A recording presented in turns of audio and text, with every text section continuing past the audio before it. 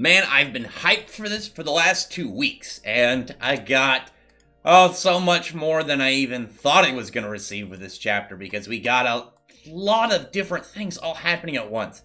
Though I did make a few calls. I'm pretty happy with that. Not the full extent that I was calling, but to still kind of like peered off an unfortunate White Witch.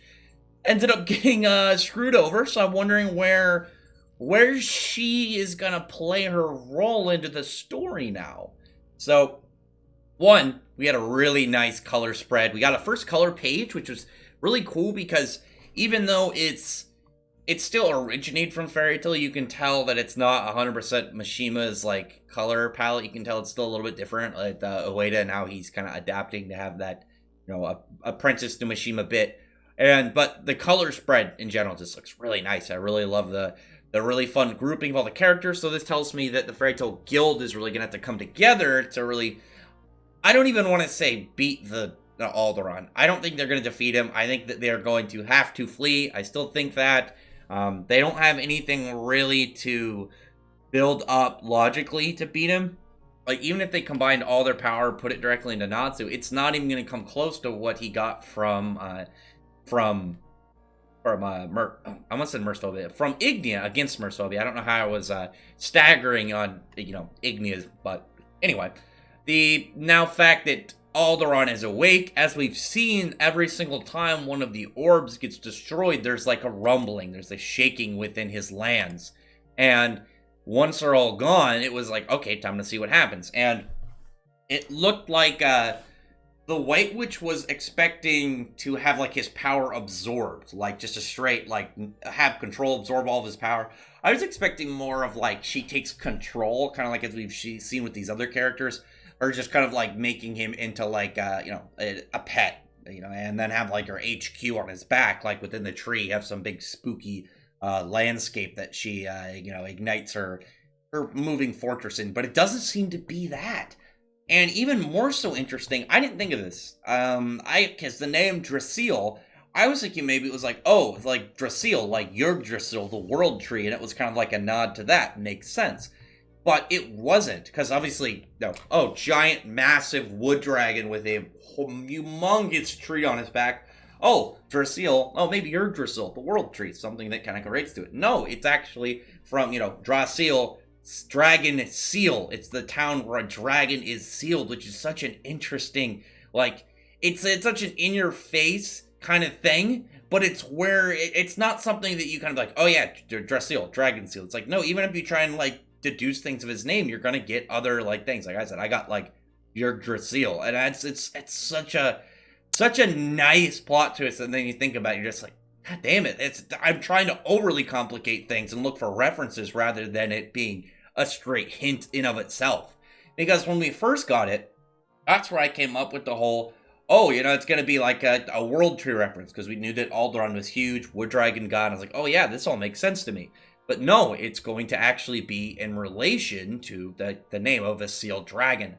Meanwhile, one of the things that also like really had me kind of like question how things were going to go if he got up was, what's going to happen to the citizens of the 5 cities on his body? What is going to where it's going to pertain to like their status? Are they going to like die? Are they going to just kind of, have to find a new place to live? No, they're saying they're part of Aldoron. They're nutrients to him. I don't think they literally meant that they were seeds. I think that they were like, oh, we are going to get absorbed by him. We are part of him. And they looked forward to it. Because if they were seeds, that they're literally living plant people, like, I guess they could be like, they are plant people taking person shape, but that'd be, I don't know, I think that'd be kind of like, well, then he'd have to use energy to make them, and then, it would take I don't think it would be as efficient than straight absorbing people and their nutrients and their magic, and it would make sense of that symbiotic, like, nature of, oh yeah, you live on me, and you have my protection to a degree, and, they form a religion around him, but it's not really gonna, that's gonna eventually take. And what I also really like about this, that I don't think as prevalent, because we haven't seen all of them, is we know that the dragon gods are called gods because of their overly immense power, but also the way that people view them as like deity-like beings, as so powerful that they are like a god to them, and in some ways worship them for either fortune, like, good graces, and all that kind of more positive thing, but also their mercy. And when we saw with Nurse Phobia, it was like he had a very good nature with the people that worshipped him. He helped them. He did nice things for them. He brought them protection and aid. Whereas with Aldoron, it seems more of like it's like this chaotic cult. And it was like, oh yeah, we lived on him, but when it came time to it, we're going to be absorbed in him. We're going to be happy to do it. We've been waiting for this. We've been longing to become one with our God. Because they're saying like, oh, he needed to rest at one point. He needed to heal his wounds. And so the five orbs were able to kind of like keep him resting and rooted. And then, we were going to like pretty much just eventually become part of him. So I'm wondering if that's going to have any relation to Acnologia. Like, we're going to find out maybe he was wounded by Acnologia. Because if he's hurt, and, we already know him fleeing from Acnologia, it would make sense of like, oh yeah, he got hurt from him, and this was how he ended up hiding from him, and maybe we get a reveal like the reason Acnologia could also not find him was because of these orbs. But it was really cool to see these guys, like, as their, like I said, fanatic cultist style to, like, want to unite back with their god, which was just, it was such a nice twist because they seemed so pleasant. And you saw, like, the merchandise, and it's like, oh, cool, they're a fun place to be. They're exciting people. They love their dragon god, like, symbiotic relationship. But it's like, oh no, they're also kind of crazy. Like, no, they're fully fine getting absorbed into him and, like, merging with this dude. But then Aldoron, I love this shot. It's so cool looking, though, the way that it's just that massive size, and you see the cities in comparison, the mountains, and just him roaring. And the one before that, it's a much smaller panel, but I love just the way that the sky is, like, looming with clouds. He's so powerful that he's affecting the weather, and it's not even something that's like his, like, nature. He's just so strong that he's drawing the environment towards him. And we've seen that with, like, Ikusatsu Nagi, but his was not even remotely close to this level. Like, when we saw him, it was, like, around his layer of, like, height, and he looked pretty big. Like, I guess around, like, I want to say, like, a kilometer, maybe a kilometer and a half tall, but Aldoron just leaning has to be more than 100. And you see, like, to the horizon, these dark, like, clouds that look thick, and they're just all formed around him, and then just his roar goes off, and they're gone. He just clears all of them out. This absolute show of force. It's absolutely, like, absolutely just massive, and absolutely just shows this behemoth of power and presence that I really liked. And it's the people having to cover their ears for the obvious massive volume of this beast. But then we see, like, while it's going on and they're kind of like all covering their ears, Gray actually gets a water bubble over his head because Julie's upset she couldn't use her magic to, like, help Gray. But then her magic, she forms a water bubble over it, and it's like, oh, you could use magic again. And like, oh, your magic is restored. Well, maybe this means the effects of the White Witch is worn off, and we can, let the members of our guild back out. And so, like, everybody else is worn off. You see Urza on the back of Laxus, and Laxus is confused. They don't have any memories of what happened. He's like, oh man, I gotta find out who exactly did this to Urza, but we gotta get out of here. We gotta retreat from this location. Meanwhile, like, Jalal is, like, taking the bandages off him. He's, like, kind of also perplexed, like, what's going on? Where am I? What is happening right now? Everyone is just completely confused, because one moment they're in the guild and the next they're a continent away, like, and there's this absolutely colossal dragon just raring to go and seemingly furious, probably just rejuvenated after who knows how long he's been resting. But the White Witch is upset because she's like, Aldoron is revived. He wasn't supposed to. The person who told me about this, if I destroyed the orbs, I would have his power. I'd be able to, make that my own. And she's just upset. You can tell she is not pleased by this to any capacity, both from an angry but just as an astonished manner. But she's also upset because her magic has worn off. They've kind of, like, broken out of her spell. I'm wondering what exactly that's gonna, like, be. I'm guessing it's gonna have to do with the reveal at the end of the chapter. But Now you have Natsu, Wendy, the Exceed there, and then they have Mest. Mest is like, I gotta look through my memories, figure out what happened, and he just decides like, nope, son, out of there. He teleports out, and he's gonna go try and figure out what happened. He's gonna have to go to gather everyone around and try and group all of Fairy Tail together. But now Natsu's like, Aldoron moving, it's gonna be bad. But you're on my priority list. We're gonna take care of you right now. And Wendy is ready to separate the White Witch from Toka. And my bet is they're not going to beat her. It's going to be separate her. Then they're going to get Toka joining their side, maybe become like an actual full member of the guild. And the White Witch is going to be fully on her own now. And it's going to be much more of a furious thing. Maybe we'll find out why she needed to take a body. Maybe she'll take a new body. There's the question of like who she'll take. I'm hoping it's not like Lucy or something, some like plot twist. I don't need that. I don't need that in my life. I don't want to see that sadness come over me. But I mean, it's one of those plot twists that I think about. It's like, it'd be really interesting, but it would make me sad at the same time. I don't know. I'd rather see it like Kana or Mira Jane or something. I don't know. There you go. Give it to Mira Jane, actually. Mira Jane would be perfect, because then you get the demon aspect of it, like to make her extra spooky. And it'd be like that mix of, you have Zareth, who was very, like, centered around death and, all these demons. But he wanted to, like, he gained this, like, white aura to him, this kind of, like, cleansed out state when he took Fairy Heart. And then it'd be, like, Toka, in order for her advance, she had to become more demonic-like and become more monstrous. That'd be really cool. Plus, it would give Mira Jane fans something. I know there's a lot of Mira Jane fans that can get kind of out there with, like, how much they want to, like, hype her up. But I know that they hunger for her to actually do stuff, and they don't regularly get Mira Jane moments. So it would be a nice, pleasant reveal if something like that happens. She's gonna need a new body, but the question is, like, how exactly is this gonna come into play? But she's upset because she's saying, like, the power that she was gonna have is all gone, and she was deceived. I don't think when she says, like, my power, it's gone, I don't think that means, like, she can't use magic.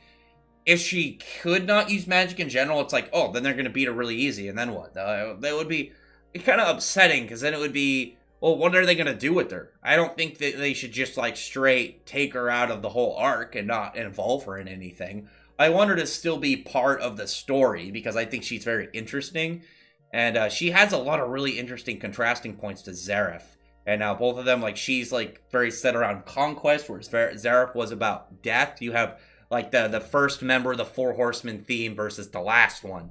Conquest versus death. And Zareth was very still emotioned, but he would shift depending on, like, how much his curse taking into effect. Whereas, like, Toka tries to be, or not Toka, well, that's the White Witch. The White Witch tries to be very, she, like, tries to keep a very, like, I'm a mastermind kind of, like, character. But as we've seen, like, right now especially, she has a little bit of that, like, Mavis thing, where once if her plans are broken, she gets very emotional over it. Like, she's a little bit angry, teared up. So we're gonna see exactly how that plays into it. So when I talked about her spell being worn off, and the question is, like, how is that gonna be? Like, what exactly is that gonna reason? My guess is it's gonna have to do with this, because at the end of the chapter, we got revealed to this woman who is revealed to be Selene, the Moon Dragon goddess. And I think Selene being a female was kind of obvious, especially when Selene is, I think it's Greek, or it's a Greek or Roman, or it's something. It's some mythology where is their moon dragon goddess, and there's always going to be that token, at least one female. It's just like when it's usually in all female characters, there's going to be the one token male. But she's like saying how, like, you've been tricked, White Witch. You should have figured out with the town's name. It's a town where a dragon is sealed. Not towns. I mean, they said it's like about as big, if not bigger, than Crocus, so it's got to be pretty damn huge. But now she's saying that with Aldoron back up, what's going to happen next? Is that, is this going to be distorted more? She's like saying it's all for the moon. It's all for the perfect circle that is the moon. She wants the moon to stand out. So she wants to make the world ugly and distorted to hype up the moon, which is really interesting. It's really interesting when you think about it. And like I said, there's a lot of contrasting points between Zareth and the White Witch. But there's also already, just in this one bit, a really interesting contrast of Acnologia and Selene, especially like their themes. You have this dark, apocalyptic, end-of-the-world dragon who just wants, like, destruction and to end all these things that led up to his suffering and just becoming the monster that he was. Whereas Selene is the, she's obviously, as the moon, this is going to be very white colored, very mystic themed, very more majestic, and more of a peaceful theme, as we've also seen both in her design and the themes around her. With this more of like an idea of wanting to distort the world for beauty instead of something like revenge. She wants to do it for a sake for, in her mind, happiness, with this more, I don't want to say, not appraisal, but more of this like, isn't not embellishing. I don't know what word I'm trying to use. It's just kind of like raise up the moon by lowering the world, whereas Aknologia just wanted that full destruction to end all things, to leave it as this emptied state after everything that, he went through, after, the dragons just ran wild and ruined everything. He became the monster, whereas Selene is like using a monster. Just very interesting already. I like her design. I really like that kind of like, she's got like this weird fur kimono like thing, and she's like pouring like a little sake cup. There's not a lot of Japanese themed characters actually in Hiromishima's work, because he tends to really go a lot more Western, but he does mix Asian characters in there. I'd like to know, maybe like just in the idea of like, maybe if she'll relate somehow to another character, not like, oh yeah, I know them, but in some way that they're like, her existence and like maybe like this style culture stems from her within their world. And maybe you'll find out something of like, I don't know, Ikaruga is from like the land that took up a lot of inspiration from her, or something like that, something that's just very nice to be like, oh hey, cool, remember that character. It'd just be a nice little nod. And 100 Years Quest has done really good at nodding at like older stuff in the series. So if you remember them, you can go, oh sweet, fantastic. And that's actually one of the reasons why I predicted that the Moon Dragon goddess was going to be in some way an antagonist for this, because part of the theory was that she was going to be revealed actually to be the White Witch, but it seems that she's going to be the real antagonist, at least at the moment. Maybe she's like going to be revealed as more of the like larger scale antagonist. And it also further builds up my theory that Diablos isn't actually the bad guys, because so far all the dragon gods have justifiable reasons to be hunted. Like, Mercephobia is different because he used to be bad, but he was reformed. But, if you didn't know that about him, you might just be like, oh, we're going to take him out. Ignia, obviously problematic character. Aldoron, clearly going to be a problematic character, and Selene as well. We don't know anything about Viernes. Maybe Viernes will be the exception. Full exception. Like I said, Mercephobia was like a reformed exception. But I figured the moon was going to be placed into it after that, because we know, one thing we do know about the moon in Fairy Tail, it does contain magic. And as we saw with Moondrip, it does have dispelling properties. Primarily as the one, like, concentrated versions can dispel, like, it can, like, ice shell and stuff, melt ice magic and whatnot. But, the dispelling property, it's like, oh, well, that makes sense. So as we've seen with the White, which is, like, voided out white nothingness. Okay, maybe it's like that with the moon. Maybe she's not just, like, nulling magic, she's, like, dispelling it. She's just, like, canceling out their magic as well. And, maybe, like, the white magic is always involving something of taking or altering magic instead of just being very powerful. But also, like I said, with dispelling, maybe that's the reason why the White Witch's effects wore off, is maybe she had a direct play into that, and she ended up using her Moon Dragon abilities to dispel those status effects that were laid on them. There's a lot to really look at within this. There's a lot to really kind of unpack, because there's so many things that it could become. There's so many things that could come out of this that really can lay out. Like I said, the more cultists. We'll find out more about maybe each way that the dragon gods are viewed differently. It's not just going to be them, but also these cultures that are all designed around them. Like, for instance, obviously, these people wanting to become one with Aldoron at one point, even though they live on him, they really see themselves as nutrients. They see themselves as eventually going to be the part that helps him like they helped them, which is just it's such a really interesting reveal, and I love it. The Eden Zero chapter was really hyped too. It had a lot of like stuff in there that I think is going to be like laid out later, like a lot of like little trails that you can kind of like, not just the main story, but things that'll branch back to it, like plot reveals later. I see that a lot with this chapter. That's usually the way with 100 Years Quest chapters, because it's bi-weekly. We generally get very often, very regular with 100 Years Quest, that we get a chapter that has so much in it that it's like smaller things to really kind of like build out. Like when we first got like all this stuff like was it 2 chapters ago? Like all the Irene stuff, all of the stuff about fifth generation dragon slaying or fifth generation dragon force and how exactly it plays into their magic. But here, we got like these cultists, we got stuff coming up with the guild, we got the possibility, like with the whole thing with the White Witch and how she's she lost her chance, she's upset, she might get separated, might have to find a new host. Selene and her role in all this. What is Aldoron gonna do now? How are the other dragon gods gonna really kind of like assess and like all this? Because Ignia, we don't know exactly how Ignia would feel, because maybe he'd be like, oh no, I want to see things go down. I want to see him get stronger. Or he'll be like, maybe I want to go fight him. Who knows? Vierness is one to be very questionable. But also it really builds up like the differences of them. You have Ignia, who's like this. He's this very kind of like, I feel like the easiest way to describe, he's like this rebelling teenager kind of guy. He's full of a lot of angst and anger and the wild emotions, which is also really interesting because that kind of like the wild emotions really kind of plays into like the villain version of Natsu. I think he's like a really, really perfect counter to Natsu in a lot of ways. Like there's a lot you can really like Zeref and Acnologia, but there's such a like deeper rooted tie, I think, personally, with Ignia. Potentially, we don't know exactly how it'll all play out, but that with like Merphobia being like kind of like this reformed, wanting to do better, and Selene being this mastermind kind of character is really cool as well.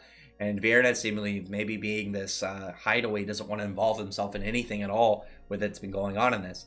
Other than that, like I said, there's a lot to really look at. There's a lot to kind of unpack with this chapter. There's a lot to kind of like break out and really unfold. I'm looking forward to the next chapter. I think this chapter I was more hyped for. Like the most recent ones, I think, in this whole arc. I personally I would say the most hyped I was for the chapters was like Stardress Mixed Lucy, Gray just using demon magic, just the demon aspect as demon slaying, 5th generation Dragon Force reveal, and then just this chapter seeing just Aldoron move. I've been looking forward to this since the start of this, and really like it's been almost a year. I think that like the chapter came out in, I want to say late May, somewhere in May, so it's been 9 months since like the Aldoron reveal, something like that. I have to look at the exact date, but it's been a while, and the whole time I've just been like, I can't wait to see him just move. And, like, we're going to probably have more flexes next chapter. But it was just all I really just wanted to see, just stuff like that. Like, the whole silhouette of him with the clouds overhead. This one where he's just roaring. We're going to obviously get the, like, much more up and coming. But that I really, really just wanted to see this portion. I really wanted to see this part at least. I can wait for the rest. It's like after, like, all the Irene stuff, I was like, oh, wow, cool. We're going to find out all this Irene stuff. But the meat of that fight that I was most hyped for by far was the 5th generation Dragon Force and seeing what it was like. And just like with this, the first moments of Aldoron, just like what is he gonna do, is what I was most hyped for. And I'm also really curious about like the what looks like fire on his horns. Maybe it's just because of the it's in black and white. Maybe if it was in color, maybe it's not black, or maybe it's not fire. Maybe it's blue or white or something. Who knows? Either way, I think it'd be cool though. It's just like he's got these burning horns of wood. I think that's kind of cool. Just when he's awake though, and then when he goes to sleep, they go out. That'd be really cool, actually, just as a little aesthetic. But anyway, other than that, comment below. Tell me your thoughts are about this chapter. Tell me your thoughts are about what's going on. Are you as hyped for this and what's coming up as I am? As you can tell, I'm super hyped. But other than that, comment below, thumbs the video, but from the like button, subscribe button, and check out my other videos. Been that appreciated. Please already subscribe. And thank you all for listening. Bye.